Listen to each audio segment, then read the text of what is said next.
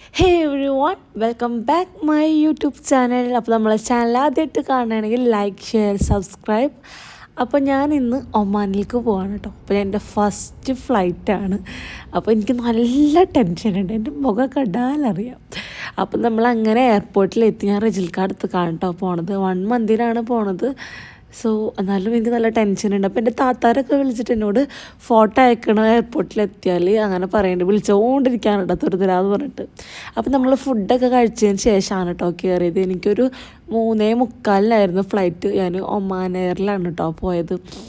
So എനിക്ക് അതിനുള്ളിലേക്ക് കയറുമ്പോൾ ഞാൻ എൻ്റെ ആങ്ങളനോട് പറയുന്നുണ്ടാ എനിക്ക് പേടിയാവാൻ വേണ്ടിയിട്ടാ. അപ്പോൾ അവന് കുഴപ്പമൊന്നുമില്ല. ഇടയിൽ ഉള്ളിൽ കയറിയാൽ എനിക്ക് വലിയ വിഷയമൊന്നും തോന്നില്ല.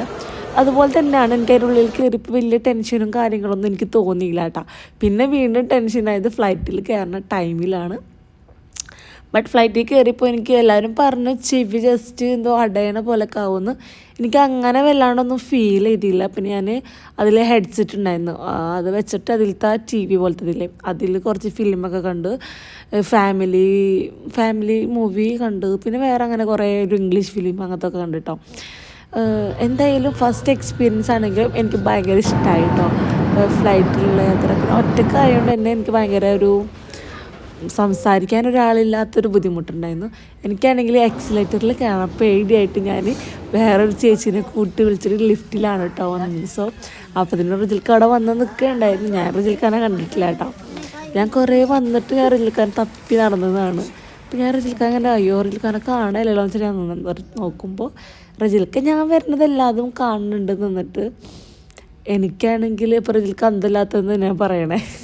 കാരണം എനിക്ക് അങ്ങനെ ഞാൻ പുറത്ത് പോകാത്ത ആളാണല്ലോ. സോ റിജിൽക്ക പൊക്കേറ്റൊന്നും വരുന്നു ഞാൻ എൻ്റെ സ്വപ്നത്തിൽ പോലും വിചാരിച്ചില്ല. സ്വപ്നത്തിൽ പോലും വിചാരിച്ചില്ല കേട്ടോ. കാരണം റിജിൽക്ക അങ്ങനെ എക്സ്പ്രസ് ചെയ്യാത്ത ഒരാളാണ്.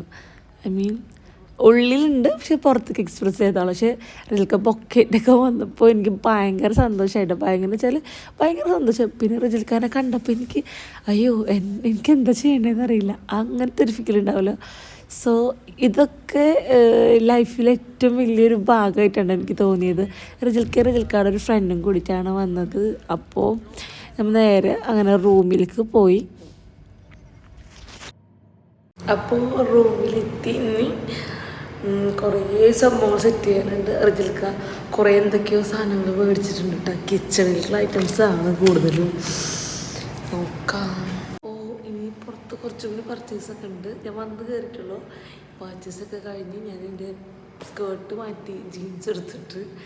സോ നെക്സ്റ്റ് വീട്ടിൽ കാണാം. ഇഷ്ടമെങ്കിൽ ലൈക്ക്, ഷെയർ, സബ്സ്ക്രൈബ്. സോ ഇഷ്ടമെങ്കിൽ സബ്സ്ക്രൈബ് ചെയ്യാൻ മറക്കരുത്. നെക്സ്റ്റ് വീട്ടിൽ കാണാം. ബൈ.